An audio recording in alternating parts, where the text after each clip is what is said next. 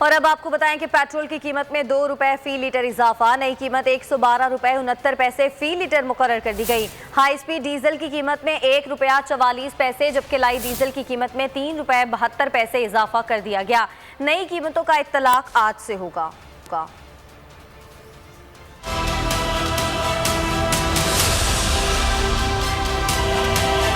Petrol फिर महंगा, diesel की कीमत भी बढ़ गई। महंगाई के मारे अवाम के लिए एक और बुरी खबर। आज से 1 लीटर पेट्रोल की कीमत 112 रुपए 69 पैसे अदा करनी होगी। हुकूमत ने पेट्रोलियम मसनूआत की कीमतों में रद्द-ओ-बदल का ऐलान कर दिया। हुकूमत के जारी करदा एलामिया के मुताबिक पेट्रोल की कीमत 2 रुपए फी लीटर इजाफा किया गया। हाई स्पीड डीजल की कीमत में 1 रुपया 44 पैसे फी लीटर जबकि लाइट डीजल की कीमत 3 रुपए 72 पैसे इजाफा किया गया। तेल की कीमत में 3 रुपए 86 पैसे फी लीटर इजाफा किया गया। नई कीमतों का इतलाक आज से होगा।